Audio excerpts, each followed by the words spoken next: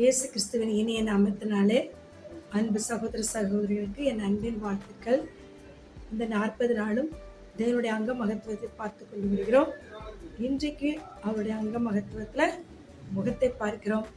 இன்னைக்கு 27ஆம் நாள். ஆத்ம நேசரின் முகம் 2வது பாகத்தை பார்க்கலாம். மத்தேயு 26:39. சற்று அப்புறம் போய் முகம் குப்புற விழுந்து, என் பிதாவே, இந்த பாத்திரம் என்னை விட்டு நீங்க கூடுமானால் நீங்கும்படி செய்யும். ஆகிலும் என் சித்தத்தின்படி அல்ல, உம்முடைய சித்தத்தின்படியே ஆக கடவது என்று ஜபம் பண்ணினார். நம்ம நேற்றைக்கு பார்த்தோம் இல்லையா, அவர் உயர்ந்த மலைக்கு போகும்போது அங்க அவருடைய முகம் மறுரூபம் ஆயிற்று, சூரியனை போல பிரகாசித்தது. இன்றைக்கு அவர் கெட்சமனை தோட்டத்திற்கு வந்திருக்கிறார். அதே 3 பேர் தான். யாரெல்லாம்? யாக்கோபு, யோவான், பேதுரு. இவங்க 3 பேருக்கு கூட்டிட்டு வந்து ஜெபம் பண்றதுக்கு அவரு கெட்சமனை தோட்டத்துக்கு வந்திருக்கிறார். அவங்க கிட்ட அவர் ஜெபம் பண்ண சொல்லிட்டு கொஞ்சம் தள்ளி போய் அவர் முகம் குப்புற விழுந்து ஜெபிக்கிறார் பிதா கிட்ட. எப்படி ஜெபிக்கிறார்னா, என் பிதாவே, இந்த பாத்திரம் என்னை விட்டு நீங்க கூடுமானால் நீங்கும்படி செய்யும். ஆகிலும் என் சித்தத்தின்படியில உம்முடைய சித்தத்தின்படி ஆக கிடவது என்று ஜெபம் பண்ணினார். ஏனென்றால் நேற்றைக்கு மோசேயும் எலியாவும் வந்து சொல்லிட்டு போயிட்டாங்க, இவரோட மரணத்தை குறித்து பேசிட்டு போனாங்க. அப்போ இவருடைய மனசுக்குள்ள இந்த மக்களெல்லாம் விட்டுட்டு நம்ம போகணுமே ஒரு துக்கம் இருக்குது. துக்கம் இருந்து என்ன பண்றாரு, அவரு பிதா கிட்ட ஜெபம் பண்றாரு. பிதாவே, இந்த பாத்திரம் என்னை விட்டு நீங்க கூடுமானால் நீங்கட்டும், ஆகிலும் உம்முடைய சித்தம் சொல்லிட்டு ஜெபம் பண்றாரு. பாருங்க, அவர் முகம் குப்புற விழுற. இந்த முகம் எவ்வளவு அழகான முகம் பார்த்தீங்களா? ஆனா இதுல மத்தேயு 26 போட்டிருக்குது, 67. அப்பொழுது அவருடைய முகத்தில் துப்பி அவரை குட்டினார்கள், சிலர் அவர் கன்னத்தில் அறைந்தார்கள் போட்டிருக்கு. பாருங்க, எவ்வளவு அழகான முகம். அந்த முகத்தை தேடி தேடி ஓடினாங்க மக்கள்.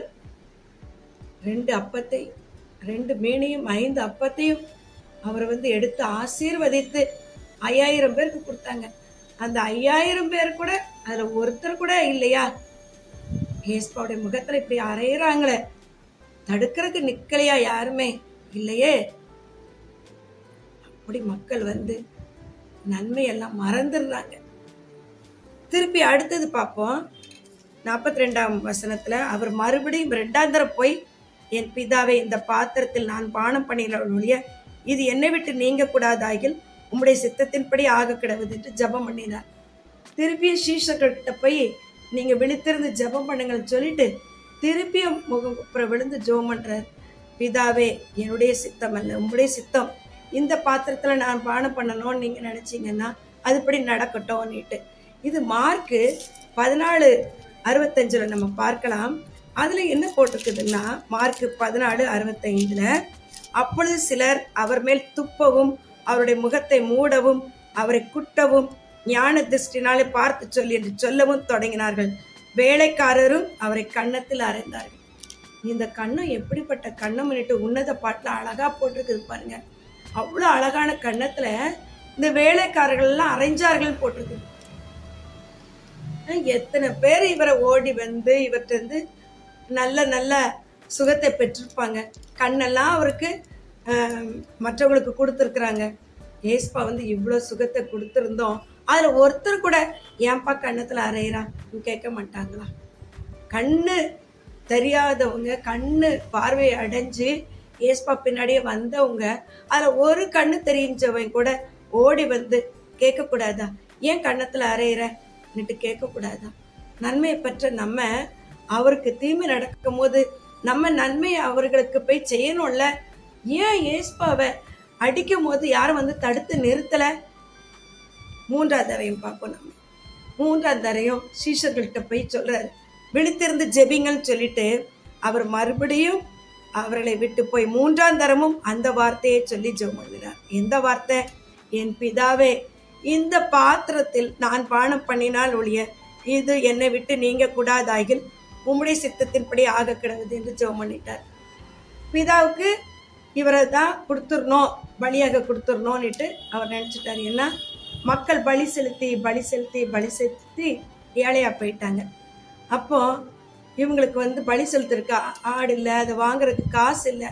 பிரதான ஆசாரியர்கள் இவங்கள வச்சு பிழைப்பு நடத்திட்டு இருக்கிறாங்க.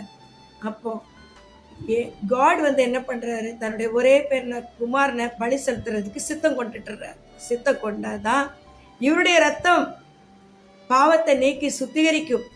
அதனால இனிமே யாருமே நம்ம பலி செலுத்த வேண்டியதில்லை என்ற ஒரே காரணத்துக்காக தன்னுடைய ஒரே குமாரனை பலியிடுறதுக்கு அவர் சித்தம் கொண்டுட்டு இருக்கிறார். அதனாலதான் அவர் எதுவுமே பேசல, பாருங்க, பேசல. ஏஞ்சல்ஸ் தான் வந்து அவரை வந்து அப்படியே அவரை சரி பண்றாங்க. அப்போ மூன்றாவது தடவை நம்ம பார்க்கும்போது லூக்கா 22:64 பார்த்தா என்ன போட்டிருக்குதுன்னா, லூக்கா 22:64 அவருடைய கண்களை கட்டி அவருடைய முகத்தில் அறைந்து, உன்னை அடித்தவன் யார், அதை ஞான திருஷ்டினால் சொல்லி என்று அவரை கேட்டதும் அன்றி மற்றும் அநேக தூஷண வார்த்தைகளை அவருக்கு விரோதமாக சொன்னார்கள். பாருங்க என்ன பரிதாபம். இந்த மக்களுக்கெல்லாம் ஒருவேளை நான் அங்கே நின்னா கண்டிப்பாக ஏசப்பாக்கு ஓடி போய் அவர் முகத்தை நான் தொடச்சிட்டு தான் கண்டிப்பாக அவருக்கு பதில் என்னைய அடிங்க நான் சொல்லுவேன். அப்படி ஒவ்வொருத்தரும் நம்மளாம் சொல்லுவோம் இல்லையா? ஆனால் அந்த காலத்து மக்கள் பாருங்க, அவர்கிட்ட நன்மை பெற்ற மக்கள் எல்லாம் சூழ இருந்து இவரை சிலுவையில் அறையன்னு தான் சொல்லியிருக்கிறாங்க. சில பெண்மணிகள் மட்டும் அழுதுகிட்டே இருந்திருக்கிறாங்க. ஆனால் அந்த பெண்மணிகளை பார்த்து அவர் சொல்ல, எனக்காக அழாதீங்க, உங்களுக்காக உங்கள் பிள்ளைகளுக்காக அழுங்கன்னு சொல்றாரு. அந்த பாரத்தை நம்மகிட்ட தூக்கி போட்டுட்டு போயிட்டாரு பாருங்க அவரு. அதனாலதான் நம்ம பிள்ளைகளுக்காக பெண்கள் ஒவ்வொருத்தரும் அழுதுகிட்டே இருக்கிறாங்க.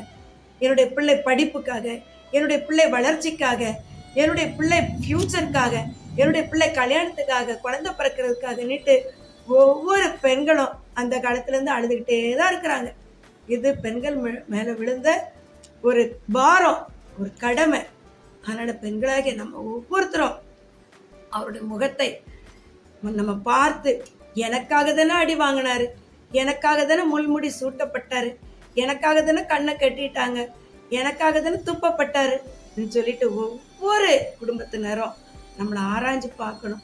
நான் இனிமே அவரை அறைய மாட்டேன். நான் சின்ன தப்பு செஞ்சா அவரை அறையிற மாதிரி, நான் பெரிய தப்பு செஞ்சா அவரை தூஷணப்படுத்துற மாதிரி. அதனால நான் சின்ன தப்பு கூட செய்ய மாட்டேன். அவரை போல நான் மாறுறதுக்கு நான் பிரயாசப்படுவேன். அவருடைய சித்தத்தின்படி நான் செயல்படுவேன். பிதாவின் சித்தத்திற்கு குமாரன் செயல்பட்டது போல நான் இயேசுவின் சித்தத்திற்கு நான் செயல்படுவேன் என்று நம்ம ஒவ்வொருவரும் உறுதிமொழி எடுத்து இயேசுவின் சித்தத்தை நம்ம ஒவ்வொரு குடும்பத்தினரும் நிறைவேற்றினால் பாவமே வராது, பரிகாசமே வராது. நம்ம எல்லாரும் பரலோகத்தை நோக்கி போகிற மக்களாக இருப்போம். ஜெபிப்போம். அன்புள்ள பரமபிதாவே, நாங்கள் எல்லாரும் உம்முடைய பிள்ளைகள் கர்த்தாவே. அப்பா, பாரமான சிலுவை நீர் சுமந்தீர் கர்த்தாவே. அப்பா, எங்களுக்காக தானே கர்த்தாவே. அப்பா, அந்த சிலுவை தியானத்தெல்லாம் நாங்கள் பார்க்கும்போது எல்லாமே எங்களுடைய ரட்சிப்புக்காக, எங்களுடைய பாதுகாப்புக்காக, எங்களுடைய மீட்பிற்காக கர்த்தாவே.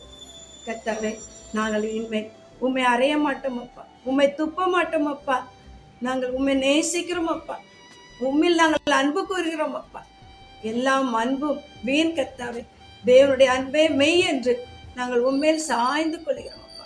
எங்களுடைய முகத்தை நீங்க பிரகாசிக்க பண்ணும் அப்பா. உமக்கே சகல ஸ்தோத்திர துதி ஏறெடுக்கிறோம். மீட்பர் இயேசுவின் ஜெபம் கேளுங்க அன்புள்ள பரமபிதாவே. ஆமென். ஹல்லேலூயா.